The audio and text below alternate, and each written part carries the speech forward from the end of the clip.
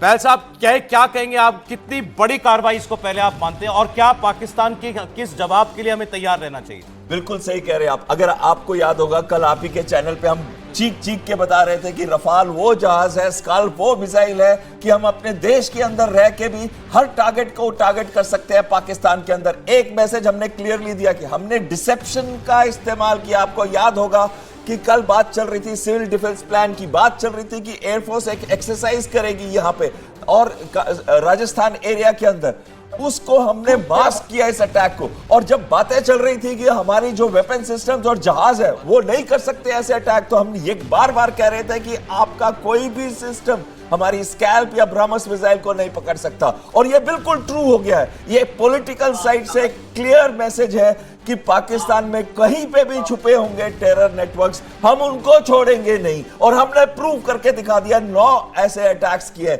और अगर आप देखें जैश-ए मोहम्मद और लश्कर तैयबा, ये 2 मेजर ऑर्गेनाइजेशंस हैं, दोनों मेजर ऑर्गेनाइजेशंस को हमने टारगेट किया है। और किया कहां पे नहीं है, लाहौर में भी किया, बहावलपुर में भी किया, मुरीद के में भी किया है और साथ में पीओके के भी अंदर किया। पिछली बार हमारा रिस्पॉन्स सिर्फ पीओके का था, लेकिन इस बार ऑल पाकिस्तान अप्रोच की है। और जो भी लोग कह रहे थे कि पाकिस्तान की एयर डिफेंस, हमने उस टाइम पे भी क्लियरली बोला था कि हमारे पास वो ताकत है कि पाकिस्तान की एयर डिफेंस कुछ नहीं कर सकती। लेकिन हमारी पॉलिटिकल विल ने ये क्लियरली दर्शा दिया है कि हम आपको ढूंढ ढूंढ कर निकालेंगे और मारेंगे, आपको छोड़ेंगे नहीं। लेकिन ये पहला पार्ट है। आपको लगता है कि पाकिस्तान रिटेलिएट नहीं करेगा, और पाकिस्तान जो अपने एयरफोर्स के ऊपर बहुत ज्यादा गर्व करता है, वो ये रिटेलिएट अपनी एयर डिफेंस पे गर्व करता है, वो जरूर रिटेलिएट करेगा। लेकिन क्या इसको एस्केलेटरी स्टेप बताया जाएगा? इन द लैडर तो एस्केलेटरी स्टेप है, लेकिन एक्चुअल में हमने वो किया है जो हम शुरू से कह रहे हैं, पूरा वर्ल्ड हमारे साथ है कि आतंकवाद को खत्म कर देना चाहिए। साहब, एयर डिफेंस तो धरा का धरा रह गया पाकिस्तान का, सारी मिसाइलें पहुंच गई अपने टारगेट पर। और यही बात उस दिन आपके मैप पे भी हम बता रहे थे और दूसरी तरीके से भी बता रहे थे कि जब हम एक एक सिस्टम को एनालाइज कर रहे थे, चाहे वो LY-80 है या FD-2000 है या HQ-9BE, HQ-16FE, हमने सारे सिस्टम में ये बता दिया था कि ना तो हमारे एयर डिफेंस के सामने ये कुछ है। एट द सेम टाइम हमारे जहाजों और मिसाइलों में हमने कहा था कि स्कैल्प मिसाइल को नहीं पकड़ सकते, चाहे वो सबसोनिक है। हमने कहा था कि ब्रह्मोस को नहीं पकड़ सकते, वो सुपरसोनिक है। और ये वो मिसाइल सिस्टम है जो लो रेडार सिग्नेचर वाली, इनका प्रोफाइल ऐसा है कि ये पकड़ भी नहीं सकते। और पाकिस्तान को अभी भी हम कह रहे हैं एस्केलेट मत करना, इसको ये देख लो कि हम आपके अंदर से नसूर को निकाल रहे हैं, हम आपको टारगेट नहीं कर रहे। हमने कोई मिलिट्री टारगेट को टारगेट नहीं किया, हमने टारगेट किया सिर्फ टेरर कैंप्स को जो हम बता रहे हैं। लेकिन सबसे बड़ा जो टेरर लीडर्स हैं, अभी तक हमने उनको टारगेट नहीं किया। मैं उनको भी ये मैसेज देना चाहता हूं, आतंकवादी गतिविधियां छोड़ दीजिए, नहीं तो आप किसी भी कोने में होंगे दुनिया के, भारत आपको नहीं छोड़ेगा। रजत जी, लेकिन पाकिस्तान धमकी दे रहा है कि हम जवाब देंगे। देखिए, पाकिस्तान की पुरानी आदत है। पाकिस्तान तो 1971 की वॉर में उसके 90,000 लोगों ने सरेंडर किया था, वो भी नहीं मानता। पाकिस्तान तो ये भी नहीं मानता कि 65 में हमारी फौज लाहौर तक पहुंच गई थी। पाकिस्तान तो ये भी नहीं मानता कि कारगिल की जो लड़ाई है वो उसके फौजियों ने लड़ी थी। तो ये झूठ बोलना, प्रोपेगेंडा करना, ये पाकिस्तान की पुरानी आदत है। और हमारे स्टूडियो में जो जनरल से वो बता सकते हैं, उन्होंने इस चीज़ को महसूस किया होगा कि लफ्फाजी में पाकिस्तान को कोई मुकाबला नहीं। जनरल रॉय, बिल्कुल सही कहा रजत जी आपने कि पाकिस्तान एक ऐसा देश है कि वो हमेशा से ही भड़क मारने की उसको आदत रही है और ऐसा कहता रहा है। और यहाँ बहुत क्लियरली ये बात समझ में आ रही है कि पाकिस्तान की तरफ से ऐसा अब तक की जो भी खबर आई है, कितनी सही है या कितना उसके बीच में उसकी लफाजी है, वो तो आगे चल के पता चलेगा। और इस बार बड़ी बात यह है जनरल साहब कि पाकिस्तान मान रहा है कि भारत ने हमला किया। पाकिस्तान मान रहा है कि भारत ने घर में घुसकर मारा। पाकिस्तान सरकार की तरफ से बयान जारी किया गया है जिसमें कहा गया कि भारत ने पाकिस्तान के एयर स्पेस को वायलेट किया, पाकिस्तान में मिसाइलों से हमला किया। पाकिस्तान के प्राइम मिनिस्टर शहबाज शरीफ ने कहा है कि 5 जगहों को निशाना बनाया गया, लेकिन पाकिस्तान की आर्मी ने माना कि भारत ने 6 जगहों पर 24 अटैक किए। भारत के हमले में 8 पाकिस्तानियों की मौत हुई है, ये भी पाकिस्तान ने स्वीकार किया है। पाकिस्तान ने माना कि मुजफ्फराबाद की बिलाल मस्जिद को निशाना बनाया गया। अहमदपुर शरकिया में सुबहान मस्जिद पर मिसाइल से अटैक हुआ है। डीजी आईएसपीआर ने ऑफिशियली जो बयान जारी किया उसमें कहा कि भारत की तरफ से हुए हमले में 8 पाकिस्तानियों की मौत हुई है। पाकिस्तानी आर्मी ने यह भी माना कि सियालकोट में 2 हमले हुए, मुजफ्फराबाद में 7 मिसाइल फायर की गई, बहावलपुर के अहमदपुर में 5 पाकिस्तानियों की मौत पाकिस्तान ने कंफर्म की है। भारत के हमले में 31 लोगों के घायल होने की खबर भी है। हालांकि पता चला कि ऑपरेशन सिंदूर में जैश ए मोहम्मद के कम से कम 30 आतंकवादी मारे गए हैं। कुछ पाकिस्तानी चैनल्स 39 से 40 आतंकवादियों के मारे जाने का दावा कर रहे हैं। हालांकि शहबाज शरीफ ने कहा कि पाकिस्तान भारत के इस हमले का जवाब देगा। पाकिस्तान की एयरफोर्स को एक्टिवेट कर दिया गया है, लेकिन मैं समझता हूं इससे कोई फर्क पड़ने वाला नहीं है, क्योंकि अगर पाकिस्तान ने बात बढ़ाने की कोशिश की, एस्केलेट करने की कोशिश की, तो उसे बहुत महंगा पड़ेगा। और एक अपडेट आपको दे दें, लेटेस्ट खबर, 9 एयरपोर्ट से दोपहर 12 बजे तक के लिए एयर इंडिया के फ्लाइट्स को रद्द कर दिया गया है। जम्मू कश्मीर, श्रीनगर, लेह, जम्मू, जोधपुर, धर्मशाला और अमृतसर के एयरपोर्ट्स को बंद कर दिया गया है। ये तैयारी है भारत को, और एयर कमांडर बता सकते हैं इसका क्या मतलब है। देखिए, ये जो एयरफील्ड्स हैं ये सारी की सारी या तो नॉर्दर्न एरियाज की हैं या पंजाब की एयरफील्ड्स हैं। जैसे अमृतसर आपने लास्ट में नाम लिया, या पठानकोट नाम लिया। पठानकोट उनके पास सबसे पास वाली एयरफील्ड है और हार्डली 25 से 30 किलोमीटर दूर है बॉर्डर से। तो जो हमारी श्रीनगर को जैसे किया या लेह को किया है, ये नॉर्दर्न एयरफील्ड्स में आती हैं। और पाकिस्तान ये भी एक्सपेक्ट कर रहा है कि शायद हम पीओके पे भी कोई एक्शन ले, लेकिन भारत वहां पे अपने पूरी एयर डिफेंस को एक्टिवेट कर रहा है और अपने कॉम्बैट एयर पेट्रोल्स को एक्टिवेट कर रहा है, तभी ये एयरफील्ड्स को बंद कर दिया गया है। और अगर वो उनका रिस्पांस इन एयरफील्ड्स पे आता है, क्योंकि ये सबसे नियर है, ये है जम्मू एंड कश्मीर इंक्लूडिंग लद्दाख, और ये आती है यहाँ पे पंजाब के एरियाज में, तो ये सबसे क्लोज एयरफील्ड्स है। ये वो एयरफील्ड्स हैं जहां से उनको लगता है कि वो हमला करेंगे या कुछ भी एक्शन लेंगे, या फिर वो टारगेट सिस्टम्स जो कि इन एयरफील्ड्स के पास है, जिनको वो हमला करके, जैसे कि उन्होंने पिछली बार बालाकोट ऑपरेशंस के बाद किया था, उन्होंने एक स्ट्राइक की थी और बॉम्ब्स जो है वो आर्मी हेडक्वार्टर्स के बाहर, या जो हमारे कश्मीर, जम्मू एंड कश्मीर में हेडक्वार्टर्स के बाहर गिराए गए थे। और बॉम्ब्स को वो कहते हैं कि डेलिबरेटली उन्होंने टारगेट नहीं किया हमारे आर्मी। इस बार वो किसको टारगेट करेंगे, क्या कर सकते हैं वो टारगेट? हमने तो उनका एक भी मिलिट्री टारगेट पे अटैक नहीं किया।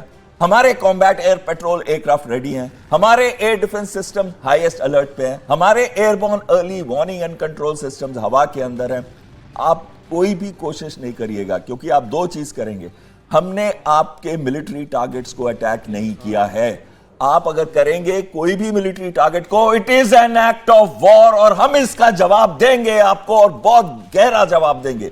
दूसरी चीज है, हमने वो किया है जो हम पहले से प्रॉमिस कर रहे थे कि हम टेरर को जड़ से उखाड़ेंगे। इसी वजह से हमने इतने व्यापक टारगेट सिस्टम्स पाकिस्तान के ऑल ओवर, हमारे लोअर पंजाब से लेके या अपर राजस्थान से लेके उनके टारगेट सिस्टम शुरू होते हैं, जहां से भावलपुर आता है, मुल्तान के नीचे आता है। मुल्तान उनका मेजर एयरबेस है, और उधर से लेके चाहे वो मुरीद के हो या फिर लाहौर के अंदर मॉस्क हो या फिर हो टारगेट सिस्टम्स पीओके के अंदर मुजफ्फराबाद, ये नॉन टेरर कैंप्स थे, नॉन होती है। और इनके जो ट्रेनिंग भी होती है, कई बार कई मॉस्क के अंदर जो टेरर एलिमेंट्स है उनको ब्रेन वॉश भी किया जाता है, उनको ट्रेन भी किया जाता है, और वो सोचते हैं कि वो वहां सुरक्षित है। भारतीय वायुसेना आपको कहीं नहीं छोड़ेगी, कहीं सुरक्षित नहीं हो आप। और साथ में आखिरी चीज मैं ये कहना चाहूंगा कि जब हमारे जहाज और हम सब रेडी हैं, अगर आप कोई भी एक्शन लेते हैं, हमारे को फर्क नहीं पड़ता अगर ये ऑल आउट वॉर में चला जाता है, यानी कि कन्वेंशनल ऑल आउट वॉर। मैं यहां न्यूक्लियर की वेपन सिस्टम्स की बात नहीं कर रहा हूं, लेकिन आपकी इकोनॉमी तबाह और बर्बाद हो जाएगी। पूरा विश्व आज हमारे साथ खड़ा है। यूएन सिक्योरिटी काउंसिल में आपने बहुत बड़ा धक्का खाया है, आप लेके गए थे और आप ही जूते खा के बाहर आ गए। मैं आपको ये बहुत एडवाइस दे रहा हूं, रिएक्ट मत कीजिएगा, नहीं तो बहुत बुरा असर पड़ेगा आपके ऊपर। अब देखिए, ब्रेकअप जैसे मैंने आपको बताया था, ये 9 स्ट्राइक्स हैं, मिसाइल स्ट्राइक जो भारत ने किए हैं।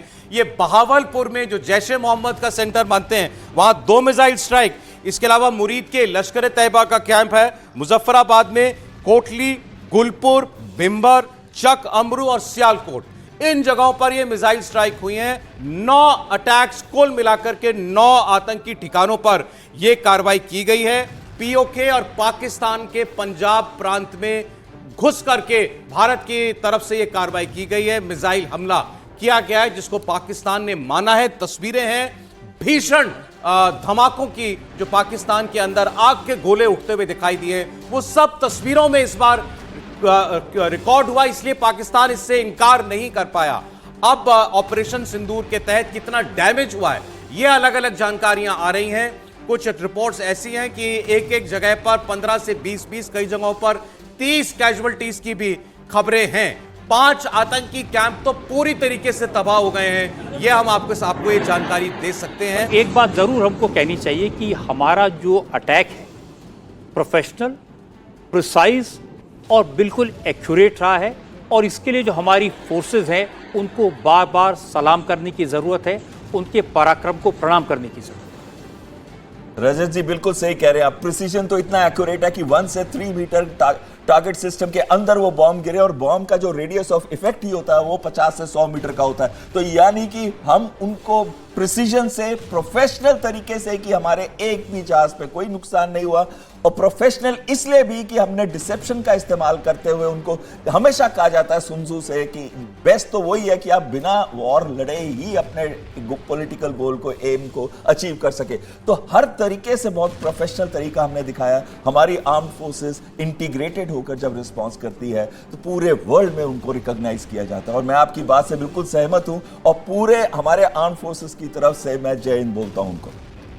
और आपने जो कल कहा था, बिल्कुल सही कहा था कि जो भारत ने, हमने कहा कि हम सायरन बजाएंगे, 7 तारीख को तैयारी की जाएगी, ड्रिल की जाएगी, फिर एयरफोर्स अपनी एक्सरसाइज करेगा बॉर्डर एरियाज पे। ये सब डिसेप्शन था और पाकिस्तान को बिल्कुल समझ में नहीं आया। रजत जी, मुझे 2 बातें और समझ में आ रही हैं अभी के समय की जो भी खबर आई है। एक तो ये कि पाकिस्तान इन सब चीज़ों को एक्सेप्ट करके अपने आप को शायद विक्टिम कार्ड प्ले करना चाह रहा है विश्व के सामने, कि देखो हिंदुस्तान ने हम पे हमला कर दिया, तो विक्टिम कार्ड प्ले करना चाहता है, क्योंकि इस समय वो इतना आइसोलेटेड है, कहीं से भी उसको सपोर्ट आता नज़र आ नहीं रहा है। एक उसकी वजह ये हो सकती है। और दूसरी जो ये कहना चाह रहा है कि वो भी रिस्पॉन्ड करेगा, वो रिस्पॉन्ड करेगा क्या? अगर हमने पहल की है टेररिस्ट कैंप को ध्वस्त करने की, उसका रिस्पॉन्स अगर with in acceptable time frame नहीं आता है, तो उसको ये बात समझनी चाहिए कि हमारी तैयारी उतनी और ऊपर तक चलती चली जाएगी। देखिए आज जैसे एयरपोर्ट ये बंद किए गए हैं, एक तरह से एक प्रिकॉशन है। सब कुछ पहले से प्लान था, ऐसे लगता है कि एक एक स्टेप प्लान था, अब क्या करना है, फिर क्या करना है, उसके बाद क्या करना है। तो अब जो है उसको रिस्पॉन्ड करने में हिचकिचाहट है, उसके रिस्पॉन्स में एक वो दम नहीं दिखता है जो दमखम वो बोला करता है और बयानबाजी जिस तरह की वो किया करता है या अभी भी करता चला आया है, उसमें वो दम नहीं दिख रहा है। तो ये जो 2 इंडिकेशंस हैं, उससे जो है हमें इस बात को और समझ लेना चाहिए कि मुझे लगता है कि अभी उसके ऊपर दबाव और बनाया जा सकता है। मैं आपको पाकिस्तान के रक्षा मंत्री का एक स्टेटमेंट जो उन्होंने इंटरनेशनल मीडिया को दिया है वो पढ़ देता हूं। उन्होंने कहा, we are certainly ready to talk with India if this hostilities come to end. Yes, क्या मतलब है सर इसका? इज द इंडिकेशन, यही मैं कहना चाह रहा हूँ कि पाकिस्तान ने पहला काम ये किया है कि विक्टिम कार्ड प्ले किया है, इन चीज़ों को एक्सेप्ट करके कि भारत ने इन जगहों पे हमला इस तरह से किया है और टेररिस्ट कैंप्स पे किया है, वो भी ये मानने की कोशिश कर रहा है कि टेररिस्ट कैंप से ही। तो उससे ये समझ में हमें आ रहा है कि पाकिस्तान इस समय इसको एस्केलेशन करने के हालत में नहीं है, इकोनॉमी की तरफ से भी और उनकी अपनी तैयारी की वजह से। बात करने की बात कह रहे हैं, we will certainly talk with India. अभी तो शुरुआत हुई है, अभी से बात करने की बात पे आ गई। देखिए यूएन सिक्योरिटी काउंसिल में भी इनको क्लियरली बताया गया था कि आप भारत से बात करके बायलैटरली इस प्रॉब्लम को सॉल्व करें और आपको भारत की मदद करनी है। सारे देशों ने ये क्लियरली उनको बता दिया। पाकिस्तान की विडंबना क्या है इस समय?